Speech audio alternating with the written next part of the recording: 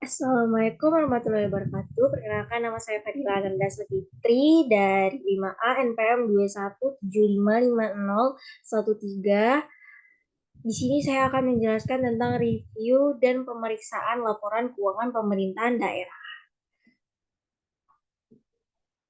Pendahuluannya,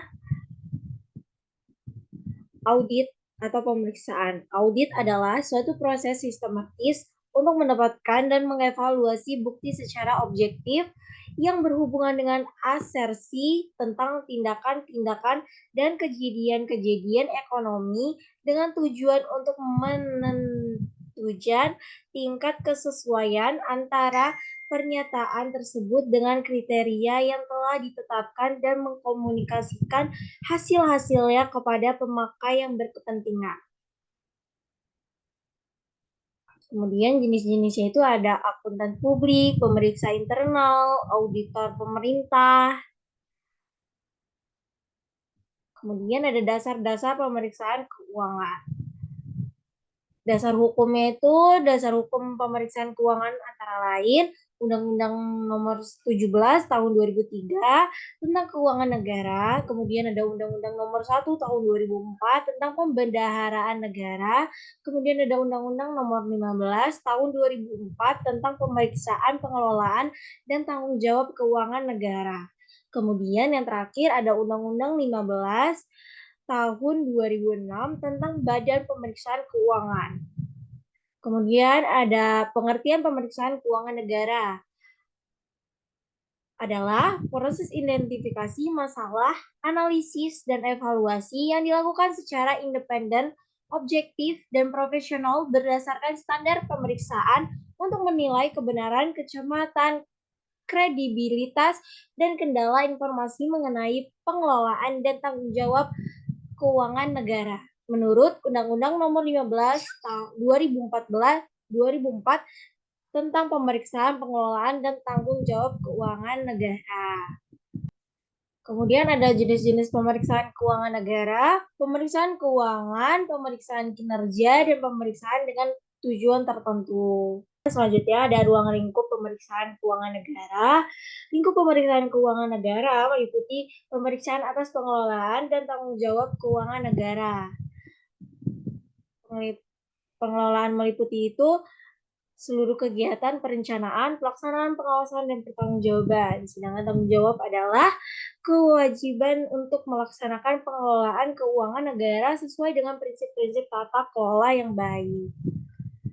Kemudian di sini ada lingkupan keuangan negara. Dapat dilihat hak negara untuk memungut pajak, mengeluarkan dan mengedarkan uang, dan melakukan pinjaman. Kemudian ada kewajiban negara untuk menyelenggarakan tugas layanan umum pemerintahan negara dan membayar tagihan pihak ketiga. Kemudian ada penerimaan negara, pengeluaran negara, dan lain sebagainya. Dapat dilihat. Kemudian ada kewenangan pemeriksaan BPK. Itu berdasarkan Undang-Undang Nomor 15 Tahun 2004 Pasal 10 di dalam pelaksanaan tugas pemeriksaan. Kemudian ada perbedaan PKN dengan pemeriksaan sektor privat. Di sini dapat dilihat kalau pelaksanaan audit sektor privat itu KAP, kalau audit sektor publik itu lembaga audit pemerintahan atau KAP yang ditunjuk lembaga audit pemerintah dan lain sebagainya. Kemudian ada review dan pemeriksaan laporan keuangan. Pertama, tujuan review. Tujuan review laporan keuangan adalah untuk memberikan keyakinan terbatas bahwa laporan keuangan telah disusun berdasarkan SPI yang memadai dan disajikan sesuai dengan standar akuntansi. Kemudian oleh karena itu, review tidak mencakup suatu pengujian atas validitas substansi, bukti, atau dokumen sumber seperti perjanjian kontrak, pengadaan barang atau jasa, bukti pembayaran atau kwitansi, serta berita acara fisik atas pengadaan barang atau jasa dan prosedur lainnya yang biasanya dilaksanakan dalam sebuah pemeriksaan. Kemudian ada perbedaan review dan pemeriksaan. Perbedaannya itu dalam pemeriksaan review tidak mencakup pengujian terhadap SPI, catatan akuntansi, dan pengujian atas respon terhadap permintaan keterangan melalui perolehan bukti, serta prosedur lainnya seperti yang dilaksanakan dalam suatu pemeriksaan. Sebagai contoh, dalam hal pengadaan barang modal yang nilainya material, proses review hanya meyakinkan bahwa pengadaan barang telah dicatat dalam aset tetap. Sedangkan dalam pemeriksaan harus dilakukan pengujian bahwa prosedur pengadaan barang tersebut telah dilakukan sesuai dengan ketentuan yang berlaku. Kemudian ada yang lainnya dapat dilihat di sini. Hal lain yang membedakan review dengan pemeriksaan adalah pelaksanaan aktivitas. Kemudian ada tujuan pemeriksaan keuangan. Pemeriksaan keuangan adalah pemeriksaan yang bertujuan untuk memberikan keyakinan yang memadai.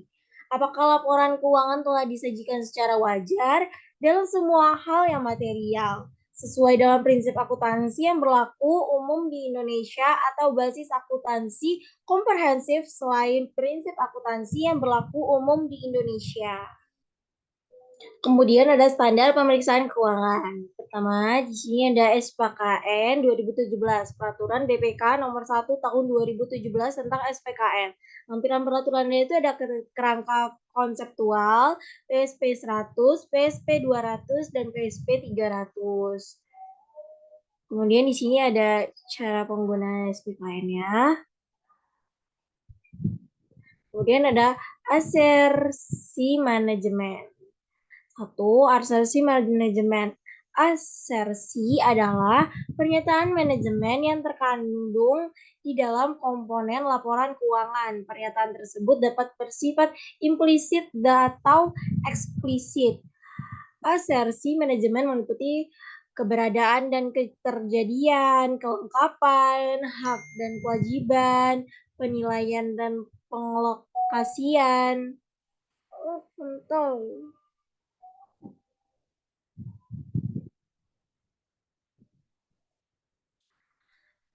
Asersi manajemen. Asersi adalah pernyataan manajemen yang terkandung di dalam komponen laporan keuangan.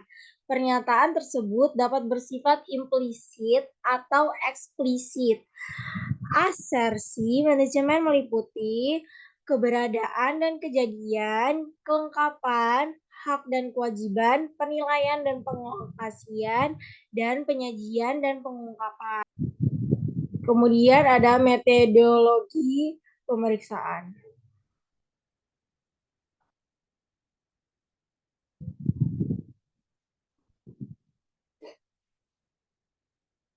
Metodologi pemeriksaan keuangan.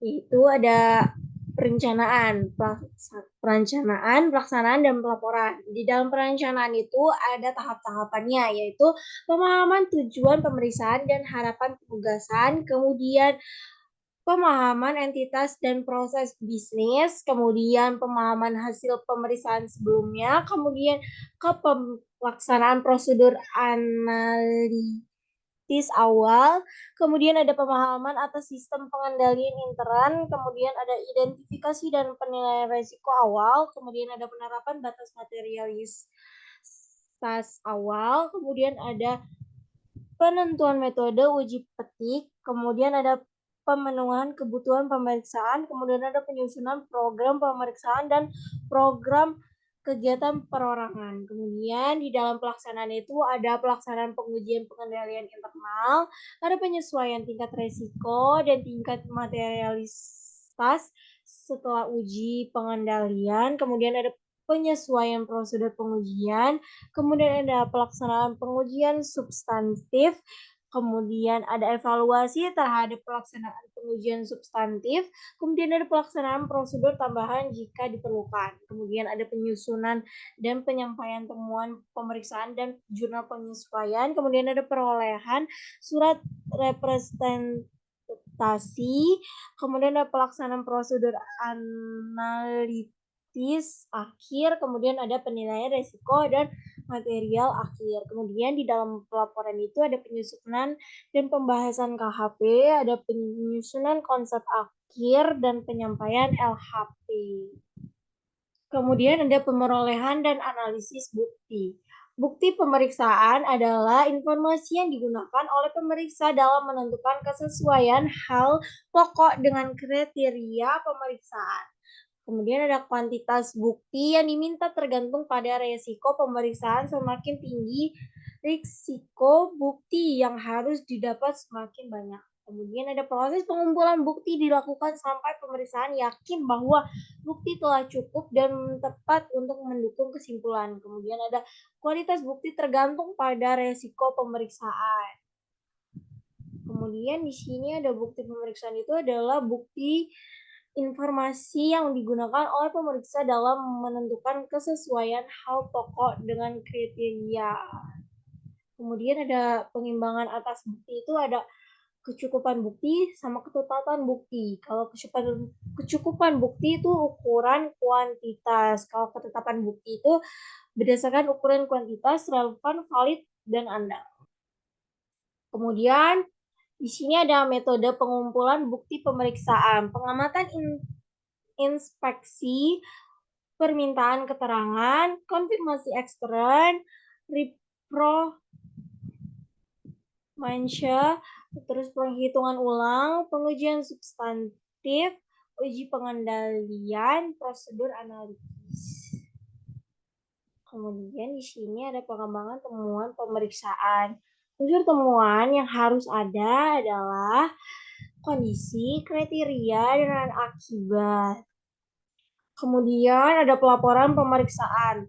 Laporan hasil pemeriksaan merupakan bukti penyelesaian penugasan bagi pemeriksa yang dibuat dan disampaikan kepada pemberi tugas. Fungsi LHP itu sendiri adalah mengkomunikasikan hasil pemeriksaan, menghindari kesalahpahaman hasil pemeriksaan, bahan untuk melakukan tindakan perbaikan oleh pihak yang bertanggung jawab, memudahkan pemantauan tindak lanjut. Kemudian ada langkah pelaporannya itu ada penyusunan LHP, tindak lanjut pemeriksaan. Kemudian ada prinsip laporan yang baik, itu tepat waktu, lengkap, akurat, objektif, meyakinkan, jelas, ringkas.